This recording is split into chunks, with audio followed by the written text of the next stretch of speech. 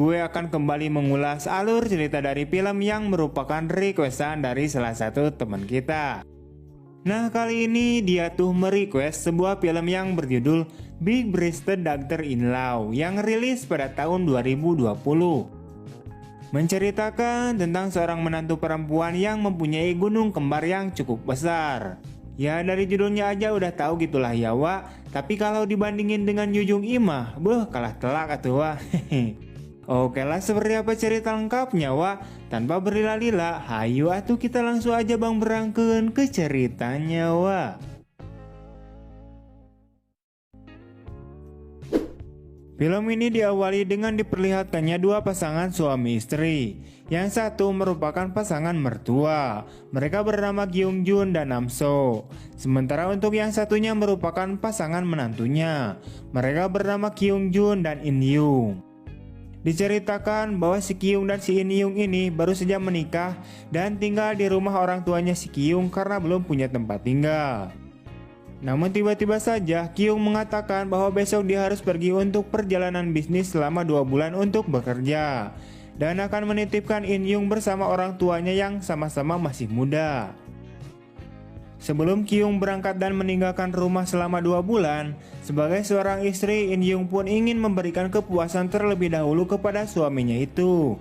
Ia pun kemudian mandi sewangi mungkin dan nyamperkan si Kyung yang berada di kamar. Namun saat mereka akan bermantap-mantap, tiba-tiba saja Kyung mendapatkan telepon yang dadakan layaknya tahu bulat. Yang ternyata itu merupakan rekan bisnisnya. In Yung pun merasa kehel karena ada pengganggu yang akhirnya mereka tidak jadi ber-ih-ihnya. Kyung pun berpamitan untuk keluar dulu sebentar pada istrinya itu. Sementara itu In Yung pun merasa kecewa karena ia dicuekin suaminya itu yang lebih mentingin bisnisnya. Namun ia juga berusaha untuk memakluminya karena suaminya itu kerja untuk membeli rumah, mobil dan semua kebutuhan yang tersedia di alam dunia. Beberapa waktu kemudian Kyung pun terlihat sudah pulang kembali dan melihat istrinya itu yang masih melek sedang menunggunya. Kyung pun kemudian menyuruh istrinya itu untuk tidur duluan.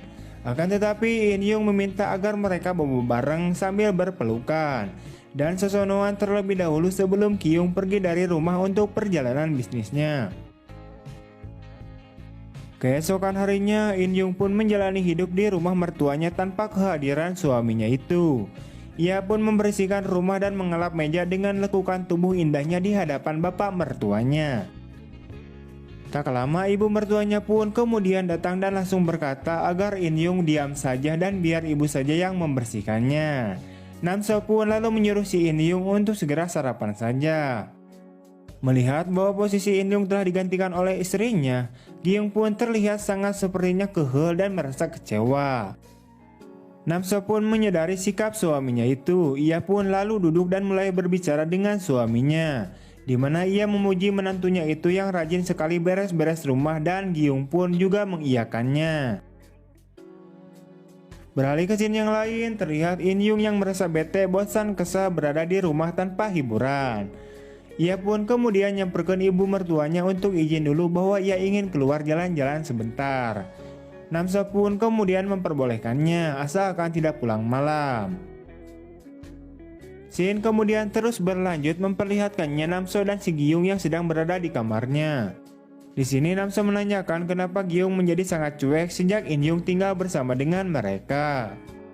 Dengan jurus cap kodoknya, Kyung pun meyakinkan bahwa si Nam So lah satu-satunya wanita yang ia cintai. Tak lama setelah itu mereka pun kemudian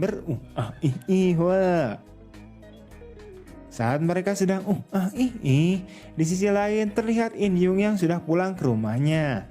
Saat dia melewati kamar mertuanya itu, tiba-tiba saja ia mendengar suara pemersatu bangsat yang berasal dari ibu mertuanya dan bapak mertuanya. Karena penasaran, In Yung pun kemudian mengintip dari selap pintu yang kebetulan tidak dikunci. Melihat mertuanya sedang bermantap-mantap dengan gaya yang adu belajar, In Yung pun kepengen banget dan menjadi sagne berat. Ia pun segera pergi ke kamarnya dan memutuskan untuk merogoh surabi tutungnya atau menusuk-nusuk lubang miliknya sendiri dengan jarinya atau secara mandiri. Namun ternyata perbuatan si In Yung ini tak sengaja keciduk oleh si Giyung.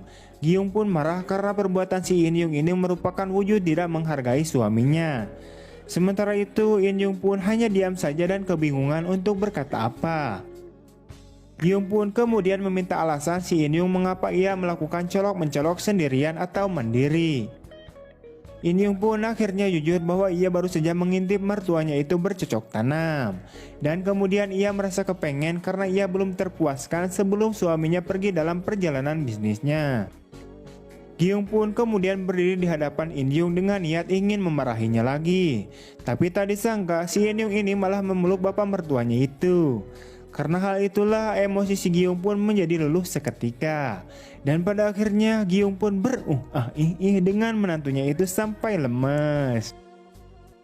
Singkat cerita, terlihat si Giyung yang sedang duduk di antara In Yung dan Namsu. Di sini mereka sambil berbincang-bincang bersama. Yang ternyata mereka berkumpul ini untuk menunggu kepulangan si Giyung. Tak lama kemudian, Giyung pun akhirnya pulang dan ia berniat untuk membawa pergi si In Yung dari rumah orang tuanya itu untuk bertujuan menempuh kehidupannya berdua. Namun sayangnya, Giyung pun tidak tahu bahwa si In Yung telah diservis oleh ayahnya itu. Setelah itu, kemudian film pun tamat. Ending yang sangat mengkampretkan.